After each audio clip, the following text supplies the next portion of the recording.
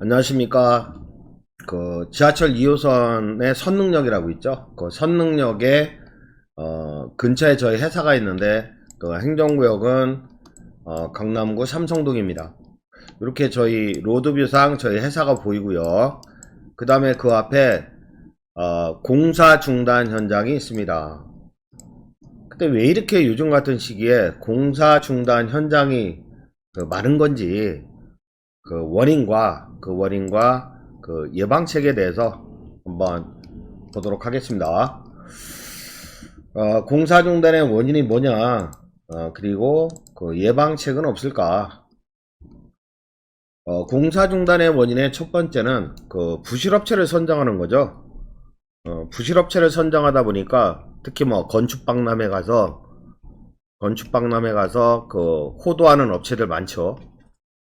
이런 업체들을 그 외관만 보고 선정하다 보니까 망가지는 현장들이 많았어요. 근데 요즘 같은 시기에는 정상적인 업체를 선정했음에도 불구하고 공사 중단 현장이 많이 생깁니다.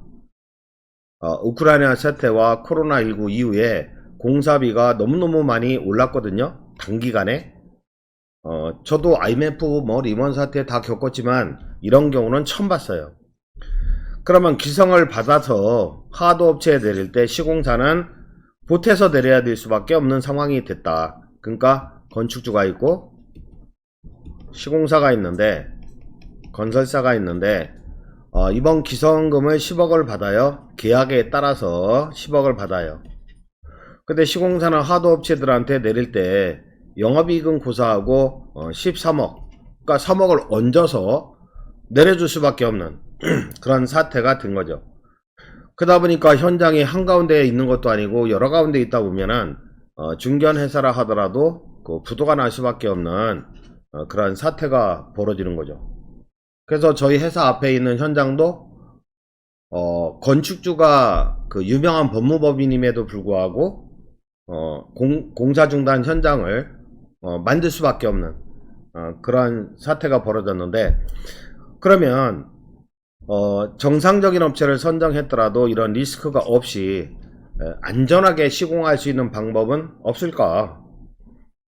그걸 생각해 봤는데 책임준공 약정을 하는 거죠. 그걸 책준이라고 표현하는데, 그러니까 신탁보수가 들어도 뭐 관리신탁을 맡기고 플러스해서 그 책준 약정을 하는 거죠. 그러니까 시공사가 사정이 있어서 준공을 못 낸다. 그러면 신탁사가 자신의 비용으로 새로운 시공사를 뽑아서 책임지고 준공을 내주는 약정이죠. 그런 책준 약정을 한다든지, 또는 신탁보수가 드는 게 아깝다. 그러면 건축주는 각오하고 시공을 맡기는 거죠.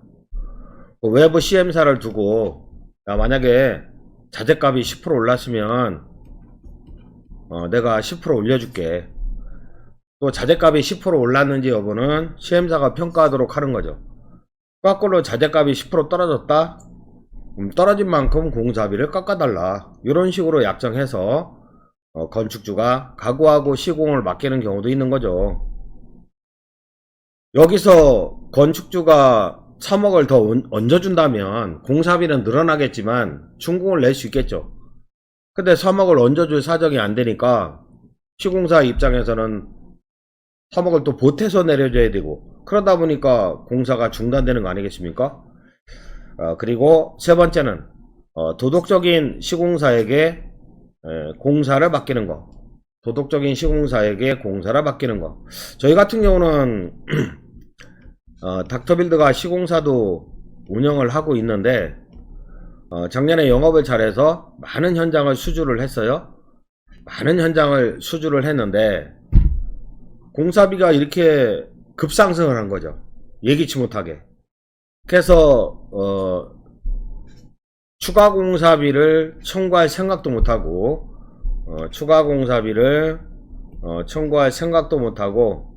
왜냐면 건축주는 이 건축사업에 몰빵을 했거든요.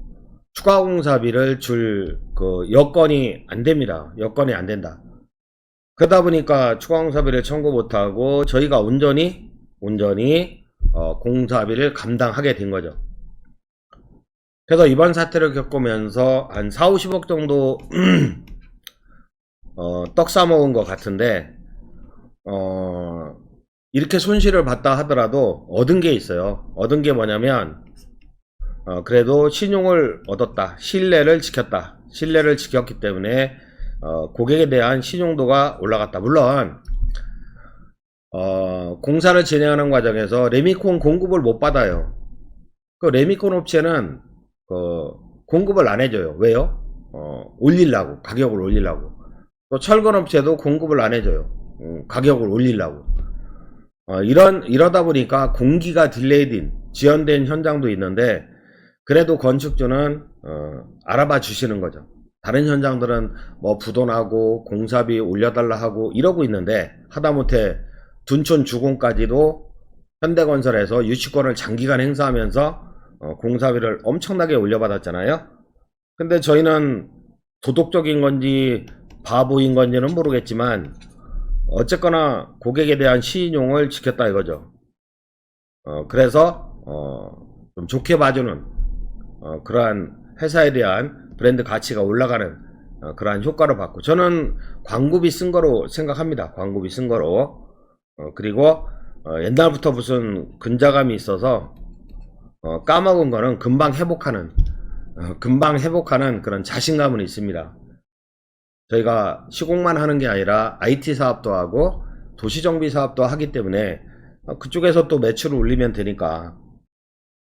그래서 요즘 같은 시기에 왜 정상적인 업체를 선정했음에도 불구하고 공사 중단 사태가 벌어지느냐, 그거는 공사비가 상상 이외로 급상승했기 때문에 어쩔 수 없는 현상이 돼버린 거고요.